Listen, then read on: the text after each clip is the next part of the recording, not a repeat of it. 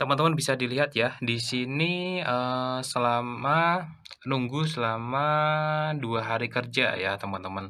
Kalau Sabtu Minggunya dihitung ya jadi total sekitar 4 hari sih. Dan di sini berhasil turun ya, sesuai dengan target, teman-teman. Kuncinya ada di sini. Saya menggunakan strategi yang sama terus, teman-teman, dari waktu ke waktu. Kuncinya pun sama ya, teman-teman.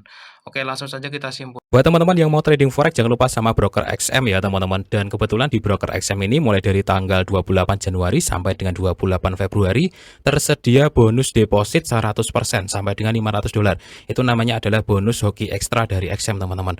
Jadi bonus tidak dapat ditarik, memang hanya profit yang dapat ditarik. Tapi kan lumayan ya, bisa buat tambahan modal entry seperti itu. Caranya gampang, tinggal login deposit nanti otomatis dapat bonus 100% kayak gitu.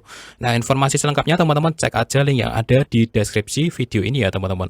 Halo Sobat YouTube, selamat datang di channel prayoga.id ya, teman-teman. Nah, di sini adalah USD CHF, teman-teman.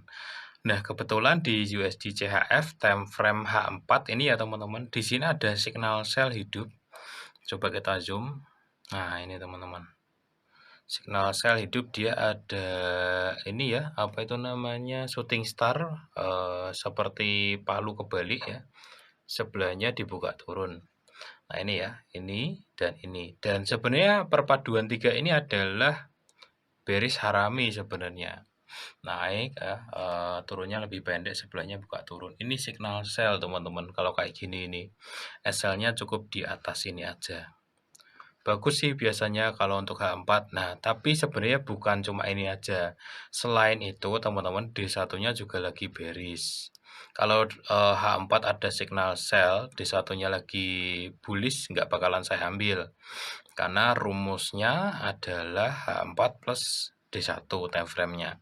Candlestick oke, nah zonanya juga penting gitu. Jadi saya nggak cuma lihat dari segi candlestick doang, tapi ketika saya melirik ke sebelah kiri, ternyata di sini memang ada resisten, teman-teman, di tempat saya entry ini.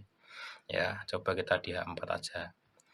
Di tempat saya entry sini itu ada resisten di sini. Nah, ini teman-teman, ada pembuangan yang cukup gede di daerah sini. Oke, dia ngebreak ke atas dikit lalu masuk ya. Jadi bagus juga gitu. Jadi zonanya mendukung dari supply resistance atau supply demand-nya. Kemudian dari segi tren juga mendukung. Kenapa mendukung? Karena kalau kita bicara masalah tren ini lagi di posisi high ya, teman-teman. Tingginya tinggi, teman-teman. Posisinya tuh sangat tinggi. Ya, ini trennya kan begini ya, kurang lebih ya dari arah sini tuh. Nah, sebenarnya posisinya cukup tinggi ya, teman-teman ya. Oke, kemudian kalau bawahnya ada di sini. Sebenarnya ini faktor pendukung aja sih, teman-teman. Ya, faktor pendukung untuk pertimbangan yang lebih matang kayak gitu. Jadi istilahnya kalau saya sell itu bener nggak sih dari segi trennya ya, meskipun ini agak break ya dia ya. Nah, dari trennya dia masuk di high-nya, kemudian low-nya kan di daerah sini ya. Nah, kemudian dari support resisten di sana juga ada resisten, candlestick-nya H4-nya kebentuk, D1-nya juga bearish juga gitu. Jadi ini mendukung, teman-teman. Kalau kata saya biasanya itu adalah valid ya, ketika kombinasinya sudah pada masuk semua.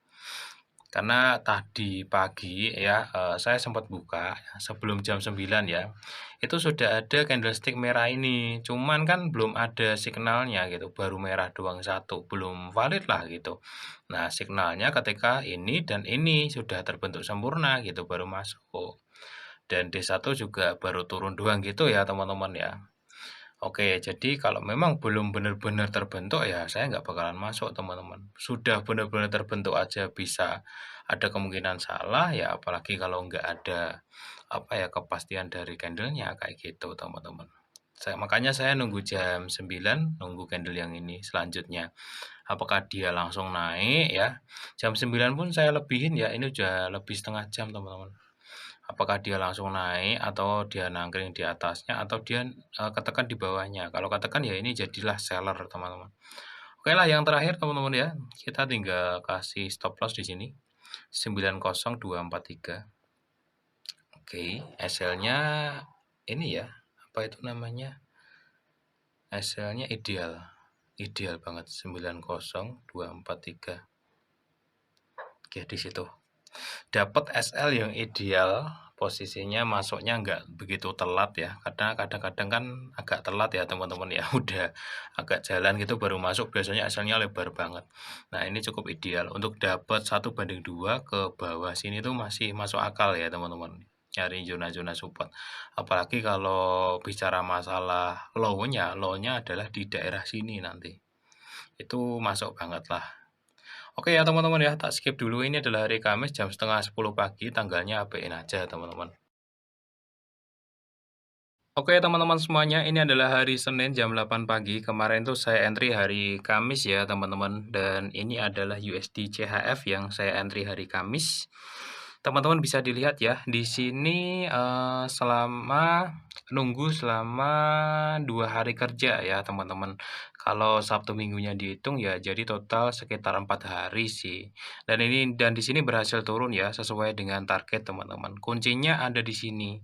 Saya menggunakan strategi yang sama terus teman-teman, dari waktu ke waktu, kuncinya pun sama ya teman-teman.